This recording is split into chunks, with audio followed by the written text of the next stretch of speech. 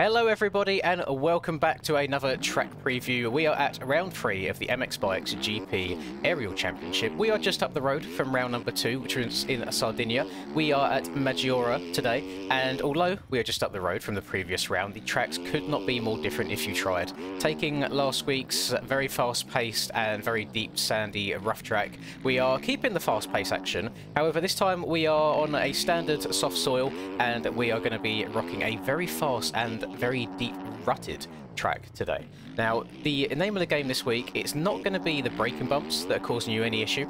The downhill that you just saw there is probably the roughest braking bumps on the entire track. It's going to be these uphill corners, a little bits of off camber there, and the deep ruts as well. There's a couple of corners where the ruts are very close together. You've got to make sure you can get the bike cranked over so you're going fast enough without going too far and dabbing the handlebars in the rut next to you. So consistency will be key. We saw a lot of dramas last week, a lot of crashes.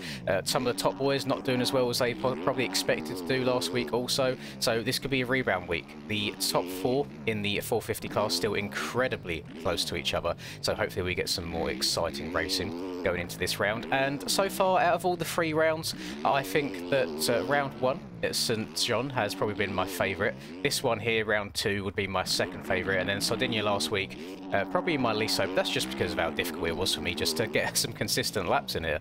So this video is 4 laps, trying to be smooth the first 3 laps, just trying to take various different lines all in first person, and I had a nasty habit of jumping off the left-hand side of the track there, so I do apologise. Don't do what I did. Make sure you jump more to the middle or to the right-hand side, although it's definitely beneficial to try opening up that turning single jump so you can send that into the mechanic straight as much as you possibly can do.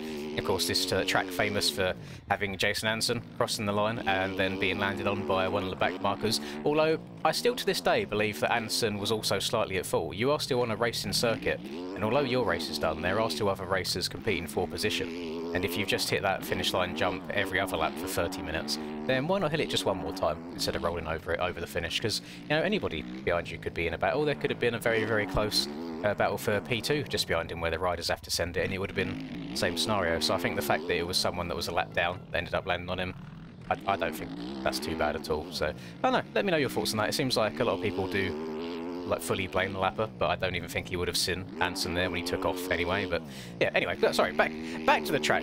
This track has been a bit of a notorious one in the past. We have had some very funky MX bikes uphill physics over the years. However, this newest iteration of bikes, the Beta 19 bikes, they do seem to handle the uphill wonkiness very, very well. If you are newer to the game, what would happen essentially is if you get to a certain steepness, a certain level of incline on hills, the front end would go very, very light, start wobbling side to side, and then you would just crash. Even if you're going in a straight line, even if there's no bumps or no ruts, you couldn't go up hills for whatever reason. But we are playing GP bikes 2.0 reskinned, aren't we? But no, the OEM team have done a good job on these bikes. They are very stable on these uphills. Even the second uphill on this track after starting the lap is still very, very doable. It's a little bit of, it's off camber, but it's inwards. You're turning with the hill rather than against the hill, but still that would cause some major issues in the past. But as long as you're on the power ever so slightly, leaning forwards a little bit to try and put some weight and pressure down into that front end, there should be no problems there at all. I've only ridden this on a 450 so far. However, there is no like big send lines, you know, there's no massive jumps you can like stretch out to maybe jump over a braking bump or something crazy like that. So 250s should still be able to go around here really, really quickly. And overall, it's just a nice, fun and flowy track. I will say that in terms of the lines around this track, not all of them are built as equally as I would have liked. So the corner that I just hit there, that right-hander, I think the outside is going to be really, really OP because you can go down that hill so quick and the braking bumps aren't rough enough to really cause you to have to slow down at all, so you can hit it really fast. Maybe as the race goes on, if the road is high enough, that outside might start to go away, might form some square edges in the corner itself, and that's maybe when the middle or 2 inside might become more viable. This jump here, probably the most fun one on the track to try and get steezy on, and then we go around a couple more corners here, and then we'll have a right-hander into a roller and then a double.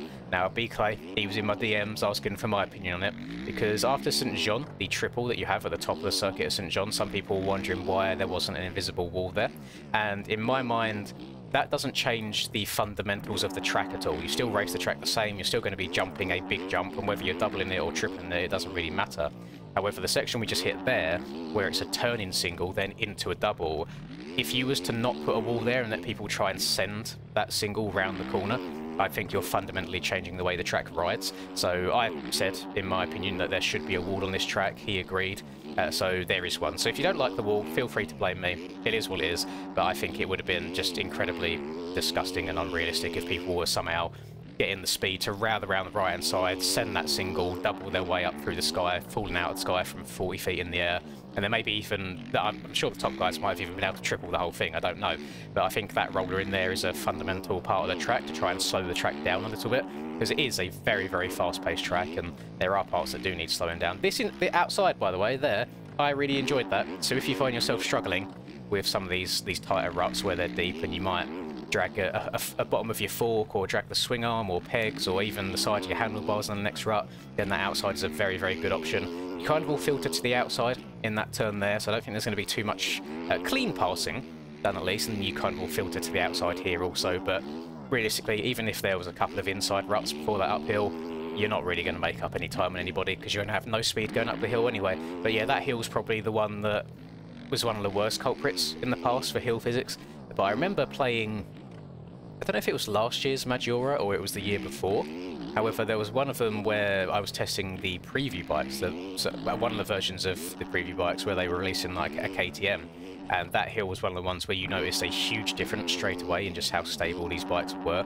And I mean, we've ridden Majora before, we know how it rides, we know what to expect. So even if the bikes were a little bit like finicky still, I think people are good enough to overcome that. However, we have had in years past, I'm not naming names, you guys know who you are, where people have just decided, you know what, I'm over this hill physics, I'm just going to sit on the side of the hill and watch, or try and do some free riding off the side of the track as well. So hopefully there'll be none of that this year. That probably won't be the best of looks for the stream, but I will be streaming this again from the commentator's perspective. I'll be busting out the shirt and tie as always. People seem to love the duck tie for some reason. And then I also thought, yeah, I'll try a third person lap, because I know some of you guys play third person. I enjoy it from a free riding perspective, but I'm really, really bad at it from trying to actually just ride and race normally. So trying to do this on the fly after already doing 3 clean laps, I was a bit nervous for, but it went okay. This isn't a difficult track by any means, and I don't want to try and come across big-headed when I say that, but we have had 2 tracks that have been fairly difficult so far. St John's difficult mostly, it's just a brutal track, you know, the braking bumps seem to be bucking everybody about all over the place. This track, the only difficult factor really is the few corners that have lots of ruts close together. Other than that, it's very, very quick. I'm interested to see what kind of lap times people are getting. I've not tried hot lapping this track yet, I'll probably have to do that after recording this voiceover, because I know people like seeing the single lap time going up on TikTok and Instagram as well. And I'm uploading this a little bit later than I have done the other rounds as well, just so people can't sit there analysing every millimetre of dirt before the races. I feel like it takes away from the experience of people learning the track themselves a little bit also. Only a couple of hours, I still want it to have some time to breathe before we go live later tonight. But again, I think JV has done a brilliant job on the visuals and the model side of things. It feels very immersive. I mean, look at from this jump here, the track looks beautiful.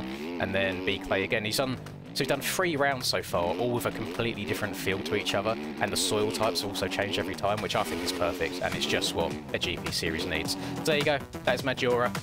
Get your practicing, get your setup styled again, and I will see you all later tonight for the stream.